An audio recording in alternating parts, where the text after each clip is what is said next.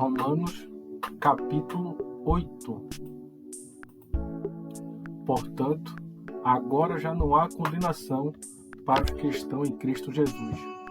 Porque por meio de Cristo Jesus, a lei do Espírito de vida me libertou da lei, do pecado e da morte. Porque aquilo que a lei for incapaz de fazer por estar enfraquecida pela carne, Deus o fez, enviando seu próprio Filho, à semelhança do homem pecador, como oferta pelo pecado, e assim condenou o pecado da carne, a fim de que as justas exigências da lei fossem plenamente satisfeitas em nós, que não vivemos segundo a carne, mas segundo o Espírito. Quem vive segundo a carne tem a mente voltada para o que a carne deseja, mas quem, de acordo com o Espírito, tem a mente voltada para o que o Espírito deseja. A mentalidade da carne é a morte, mas a mentalidade do Espírito é vida e paz.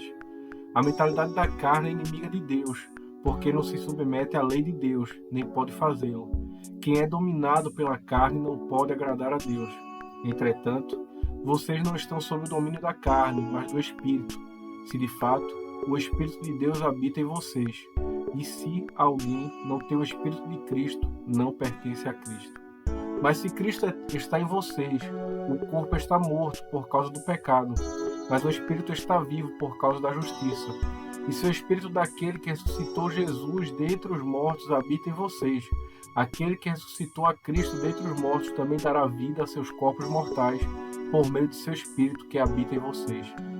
Portanto, irmãos, estamos em dívida, não para com a carne, para vivermos sujeitos a ela.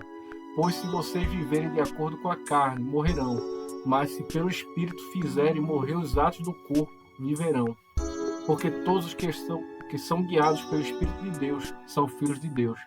Pois vocês não receberam o Espírito que os escravize para novamente temer, mas receberam o Espírito que os adota como filhos, por meio do qual clamamos, Abba, Pai. O próprio Espírito testemunha ao nosso Espírito que somos filhos de Deus. Se somos filhos, então somos herdeiros de Deus e co-herdeiros com Cristo, se de fato participamos dos seus sofrimentos, para que também participemos da sua glória. Considero que os nossos sofrimentos atuais não podem ser comparados com a glória que em nós será revelada. A natureza criada aguarda com grande expectativa que os filhos de Deus sejam revelados, pois ela foi submetida à futilidade, não pela sua própria escolha, mas por causa da vontade daquele que a sujeitou na esperança de que a própria natureza criada será libertada da escravidão, da decadência em que se encontra, para a gloriosa liberdade dos filhos de Deus. Sabemos que toda a natureza criada geme até agora, como em dores de parto.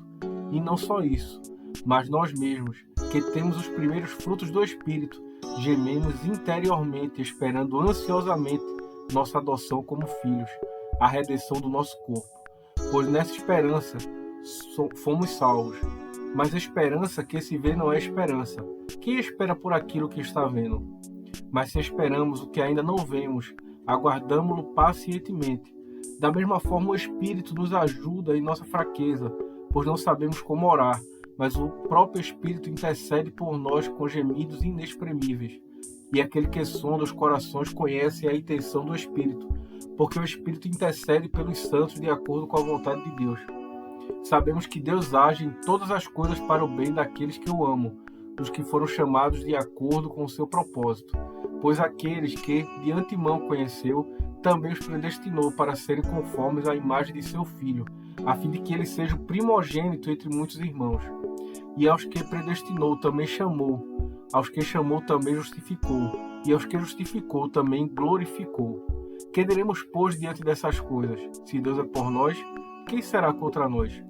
Aquele que não poupou seu próprio Filho, mas entregou por todos nós, como não nos dará juntamente com ele de graça todas as coisas?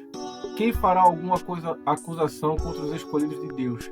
É Deus quem os justifica. Quem os condenará?